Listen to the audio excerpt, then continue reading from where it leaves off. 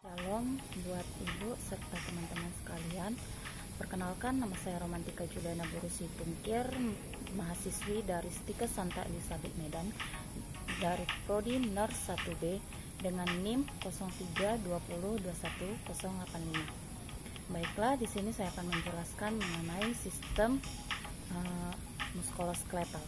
Sebelum masuk ke bagian-bagian sistem muskuloskeletal, di sini saya akan menjelaskan sedikit pengertian mengenai sistem muskuloskeletal. Sistem muskuloskeletal adalah sistem yang terdiri dari otot, jaringan ikat, saraf, serta tulang dan sendi. Sistem ini berperan penting dalam gerakan tubuh. Oleh karena itu, bila sistem muskuloskeletal terganggu, kemampuan dalam gerak dan melakukan aktivitas pun bisa terganggu. Baiklah, sekarang kita masuk ke bagian-bagiannya. Sistem muskuloskeletal ini juga terdiri dari beberapa tulang. Kita mulai dari tulang bagian kepala yang pertama, yaitu yang pertama ada tulang dahi atau frontalis. Tulang frontal atau tulang dahi berbentuk pipih. Tulang frontal dikenal juga dengan sebutan tulang dahi. Fungsi utama dari tulang ini adalah untuk melindungi otak, sekaligus menopang struktur kepala, termasuk rongga hidung dan mata. Nah, yang kedua itu ada tulang pelipis atau temporalis. Fungsi dari tulang temporal adalah membentuk struktur tengkorak dan melindungi otak besar serta membran di sekitarnya. Selanjutnya kita masuk ke bagian tulang ubun-ubun atau parietalis. Jenis tulang tengkorak ini terletak di belakang tulang frontal. Tulang ini bisa juga disebut sebagai tulang ubun-ubun. Tulang parietal berfungsi untuk membentuk selubung bulat yang kuat di atas bagian otak. Yang ketiga itu ada tulang kepala belakang atau occipitalis. Tulang occipitalis merupakan tulang berbentuk pipih yang lokasinya terletak di bagian paling belakang. Jenis tulang tengkorak ini mempunyai lubang yang dapat menjadi penghubung otak dengan sumsum tulang belakang. Fungsi penting dari tulang occipital adalah melindungi otak dan pusat yang memproses penglihatan. Nah, yang selanjutnya ada tulang hidung. Tulang hidung ini membentuk jembatan hidung yang ukuran serta bentuknya kecil dan lonjong, tetapi bisa berbeda-beda pada setiap orang. Tulang hidung berfungsi untuk mengikat tulang rawan yang membentuk kontur hidung manusia. Yang berikutnya ada tulang sphenoid atau tulang baji. Fungsinya adalah sebagai dasar bagi tulang tengkorak, sama seperti tulang pelipis. Tulang sphenoid juga berbentuk irregular. Fungsi dari tulang ini adalah melindungi struktur otak dan saraf. Yang selanjutnya ada tulang pipi atau zygomaticus, yang artinya tulang pipi atau yang dikenal dengan nama lain os zygomaticum ialah salah satu tulang yang terletak di bagian kepala dan anggota dari tulang tengkorak, serta termasuk tulang penyusun wajah. Tulang pipi terletak pada bagian rangka wajah, tepatnya di bagian depan di bawah mata yang melebar ke samping sebagai pembentuk wajah seseorang, yang dimana berfungsi untuk yang pertama itu untuk membentuk karakter wajah seseorang, yang kedua melindungi mata dan area sekitarnya, yang ketiga itu untuk area kecantikan bagi seorang individu, terlebih seorang wanita. Selanjutnya tulang rahang atas, yang dimana yang pertama itu tulang rahang atas membantu menegaskan bentuk wajah. Selain itu, tulang ini merupakan tempat tumbuhnya gigi atas serta membentuk langit-langit tubuh dan bagian bawah rongga mata. Dengan begitu, tulang ini juga berperan besar dalam mendukung proses pengunyahan dan berbicara. Dan berikutnya adalah tulang rahang bawah atau mandibula. Tulang rahang bawah atau tulang mandibula adalah tulang terbesar pada tengkorak manusia. Tulang ini membentuk bagian bawah tengkorak, struktur gigi bawah dan struktur mulut bersama dengan tulang rahang atas. Tulang rahang bawah juga dapat membantu menggerakkan mulut seperti mengunyah makanan.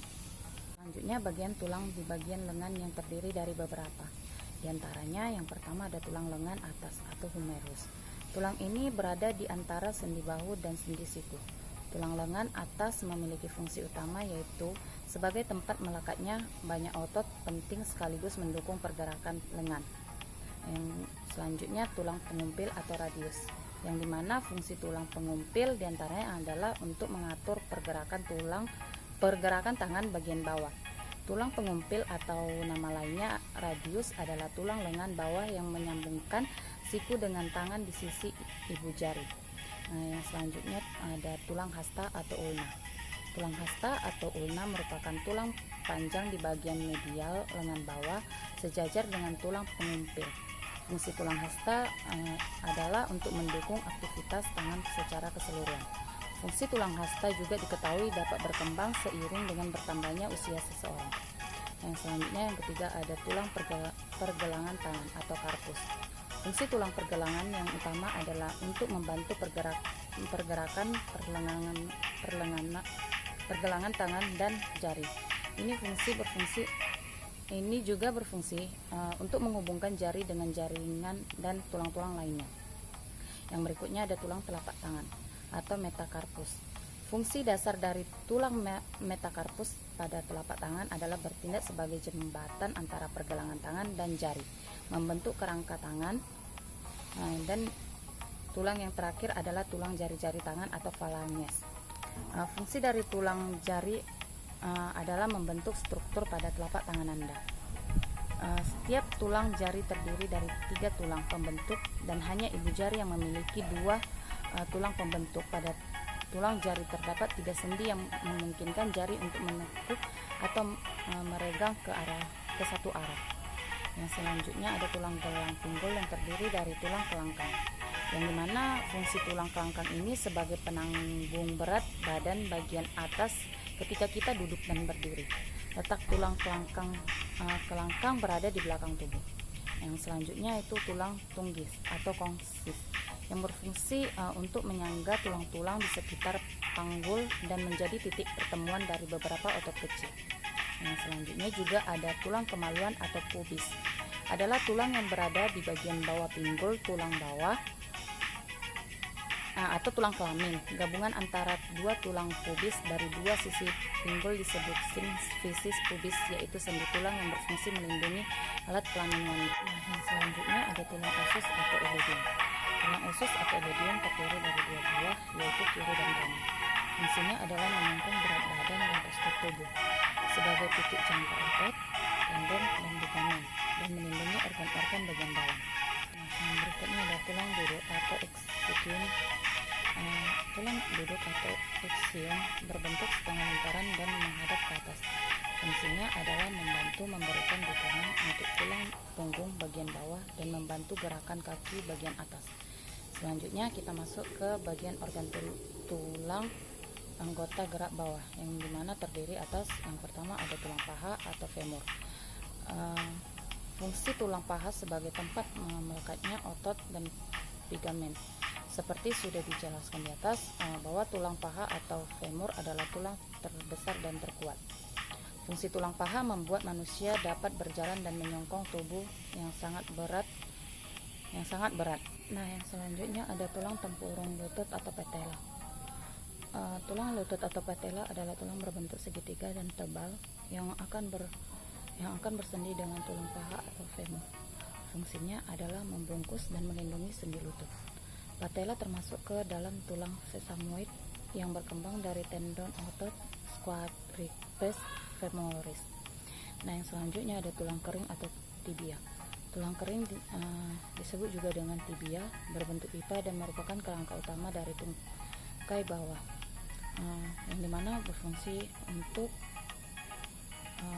menopang tubuh bagian atas agar dapat tegak berdiri. Yang selanjutnya ada tulang betis atau fibula. Tulang betis atau fibula merupakan tulang panjang tipis yang terletak di bagian belakang bawah tungkai. Tulang yang berdampingan dengan tulang kering atau tibia ini memiliki peranan penting dalam menstabilkan pergelangan kaki dan mendukung otot-otot kaki bagian bawah. Yang selanjutnya juga ada tulang pergelangan kaki yang berfungsi sebagai penghubung antara tulang kaki atau tulang tungkai bagian bawah dengan telapak kaki.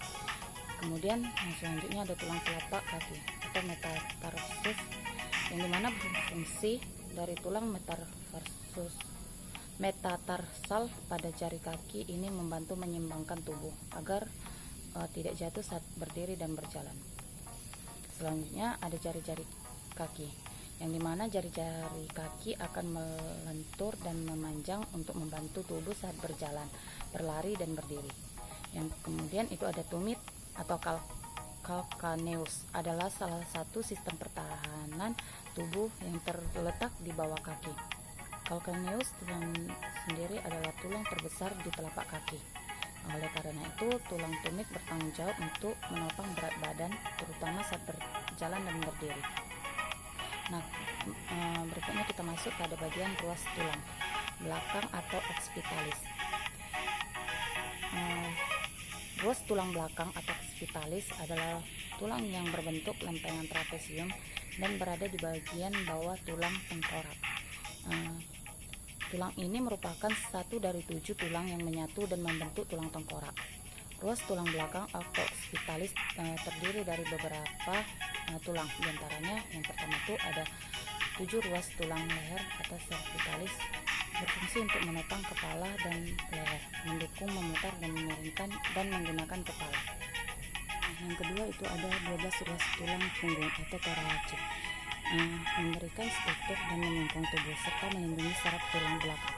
Yang ketiga ada 5 ruas tulang pinggang atau lumbar, yang berfungsi sebagai pelindung saraf yang melintas sepanjang tulang belakang dan organ yang terdapat dalam rongga perut. Yang selanjutnya ada 5 ruas tulang kelangkang atau sacrum, yang fungsinya untuk menjadi penopang tubuh pada saat berlari dan berjalan. Yang selanjutnya ada 4 ruas tulang ekor, yang dimana berfungsi untuk menahan beban dan menjadi pusat gravitasi yang baik. Nah, yang terakhir adalah tulang 8 atau 12 pasang tulang rusuk yang terdiri dari beberapa tulang, yaitu 7 pasang tulang rusuk sejati terletak